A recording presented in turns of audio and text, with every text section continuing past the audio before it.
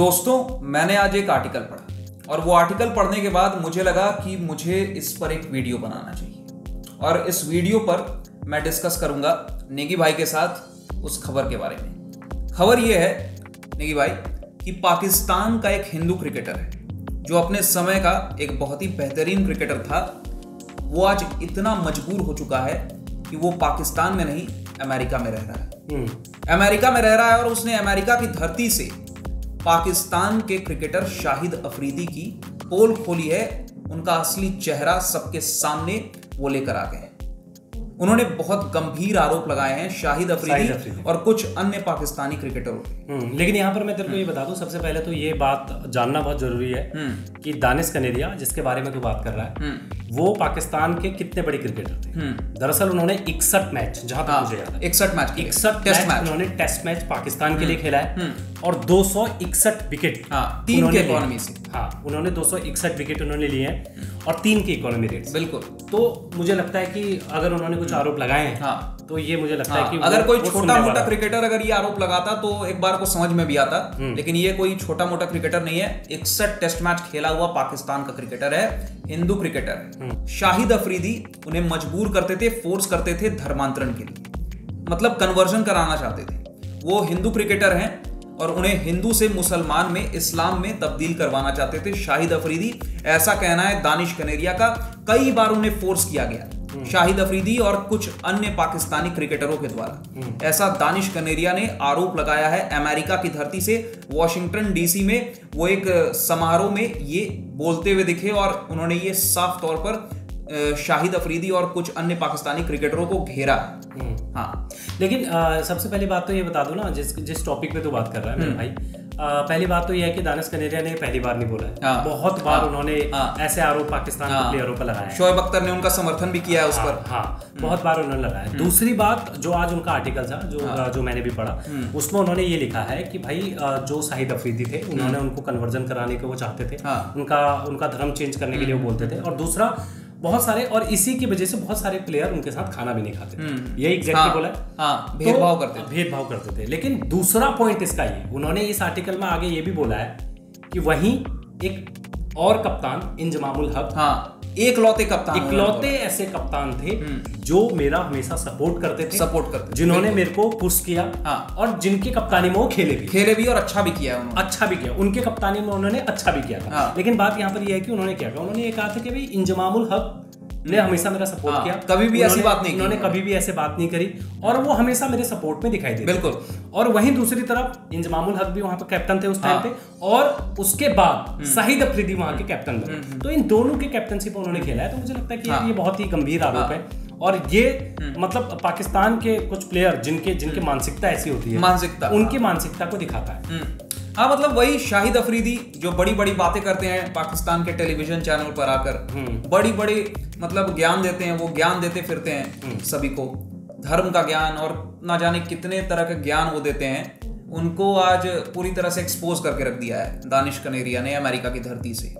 और मतलब ये मानसिकता दिखाता है कि किस तरह के मानसिकता के हैं शाहिद अफरीदी। और दूसरी चीज ये भी ना, आप खुद सोच यार, जिस बंदे ने आपके देश के लिए इतना बड़ा योगदान दिया, 61 टेस्ट मैच मायने रखता है, 261 विकेट ले गया, बिल्कुल, और इतने अच्छे इकोनॉमी रेट से उन्होंने बॉल फेंकी हो। उस बंदे को आप मतलब यार, कोई वो ऐसा बंदा तो नहीं था कि जिसने 10 मैच खेले हो, 20 मैच खेले हो, 25 क्रिकेटर तो था नहीं, या फिर ऐसा बंदा भी कोई आरोप नहीं लगा रहा है जिसने 1-2 मैच खेले हो।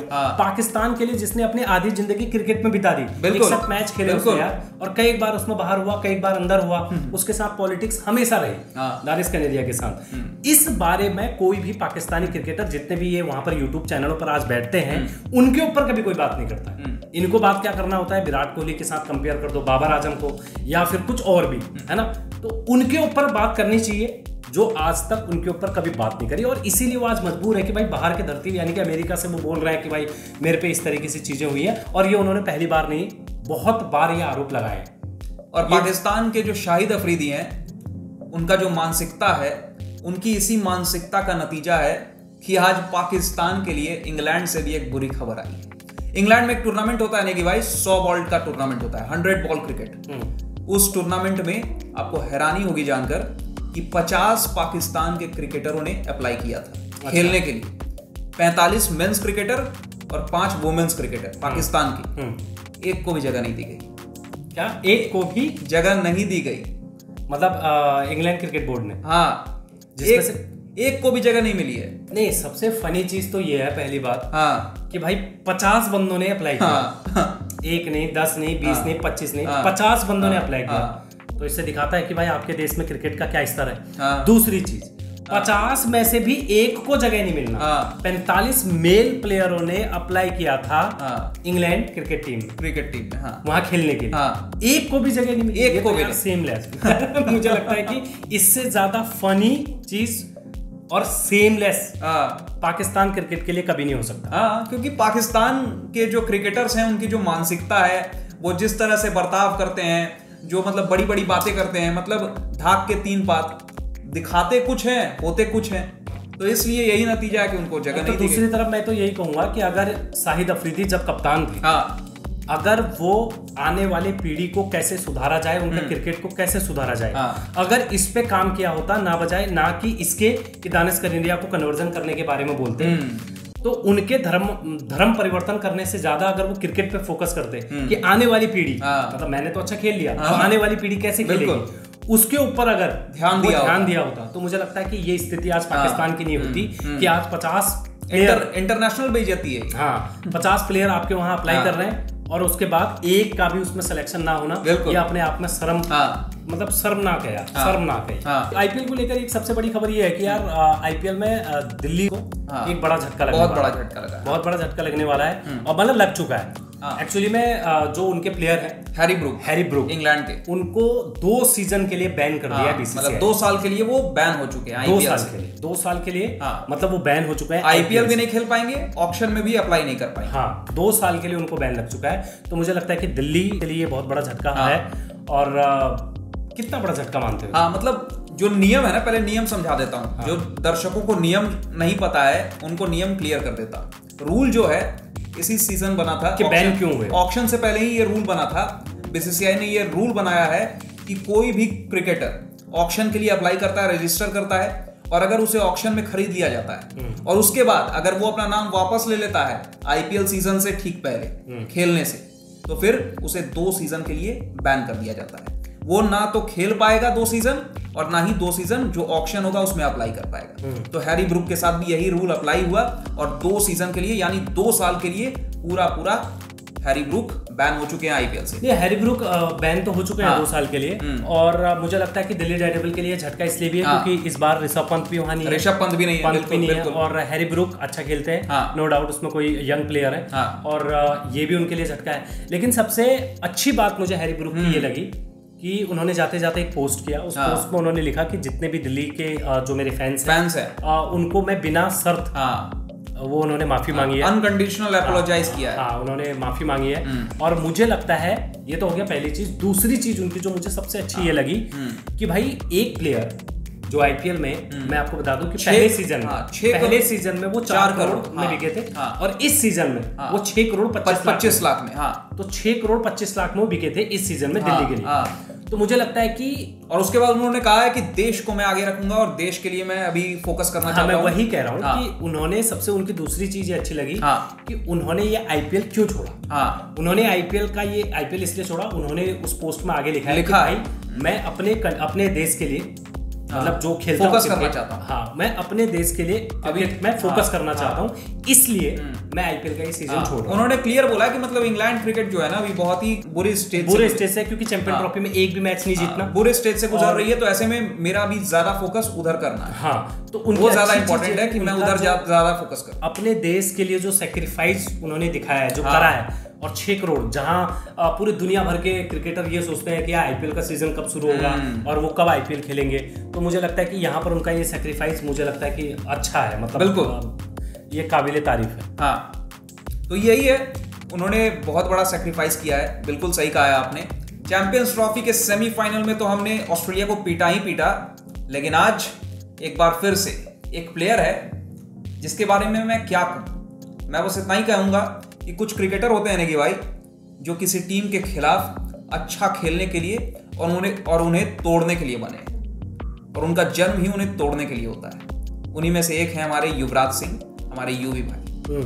तो युवीपा ने एक बार फिर से धमाल मचा दिया है ऑस्ट्रेलिया के खिलाफ सेमीफाइनल मास्टर्स लीग में। सेमीफाइनल में ऑस्ट्रेलिया को इंडिया लेटा दिया उन्हें। 59 रन बनाए हैं, 59 रन बनाए हैं 30 गेंदों में, आई गेस। हाँ 30 गेंदों में 7 छक्के लगाए, 7 छक्के और 26 बॉलों में 50 रन, एक चौका 7 छक्का और गगनचुंबी छक्के थे सारे। मतलब देखने लायक पारी थी। 26 बॉलों में 50 रन मारे। हाँ 220 रन इंडियन लेजेंड्स ने बनाया था पहले बैटिंग करते हुए, और फिर ऑस्ट्रेलिया को मतलब फिर हार का सामना करना पड़ा। हार का सामना नहीं, मुझे ऐसा लगता है ना कि जैसे तूने बोला ना कि कुछ प्लेयर किसी टीम को तोड़ने के लिए बनते हैं। मुझे याद है वो 2000 का नॉकआउट, जब चैंपियंस ट्रॉफी को नॉकआउट टूर्नामेंट का नाम दिया जाता था, उस समय युवराज सिंह का डेब्यू हुआ था ऑस्ट्रेलिया के खिलाफ, और युवराज सिंह ने वहां 86 रन बनाए थे और ऑस्ट्रेलिया को मैच भी हराया था टीम इंडिया ने। हाँ और वहीं 2007 में ऑस्ट्रेलिया का वो सेमीफाइनल मैच कोई भी नहीं भूलता।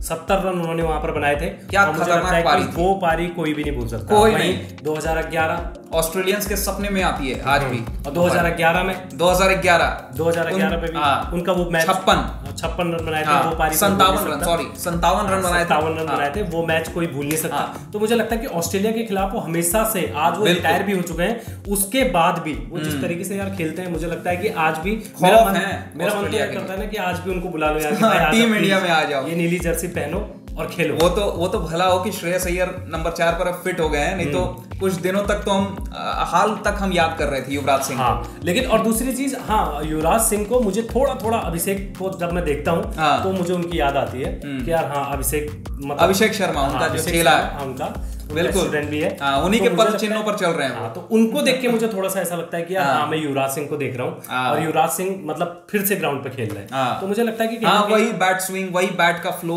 वही डाउन स्विंग, मतलब देखने का मजा है। शॉट जितने भी हैं सारे के सारे युवराज सिंह की तरह है। और मुझे लगता है कि वहां पर मुझे थोड़ा सा लगता है कि यार युवराज को मैं देख रहा हूं, क्योंकि मैं तो उनका बहुत बड़ा फैन, बहुत बड़ा। तो आज भी उन्होंने वही काम किया। Greatest ever white ball cricketer India has ever produced. हर चीज में फील्डिंग वो करते थे, बॉलिंग वो करते थे, जबरदस्त फील्डिंग, गोल्डन आर्म बोला जाता था, man with a golden arm. मतलब वो आज आईसीसी 2011 का world cup 15 wicket Yuvraj Singh के। तो चैंपियन ट्रॉफी में तो हमने ऑस्ट्रेलिया को हराया। अब हमारे जो लेजेंड्स इन्होंने भी फिर लेटा दिया। मतलब ये हार को सिलसिला रखा। फाइनल में पहुंच गई है इंडिया लेजेंड्स इस इंटरनेशनल मास्टर्स लीग में। आज के लिए फिलहाल इतना ही। इस वीडियो के अंत तक बने रहने के लिए आपका बहुत बहुत शुक्रिया। आप ऐसे ही हंसते रहिए, मुस्कुराते रहिए, स्वस्थ रहिए, मस्त रहिए और हमेशा अपने कामों में व्यस्त रहिए। जय हिंद।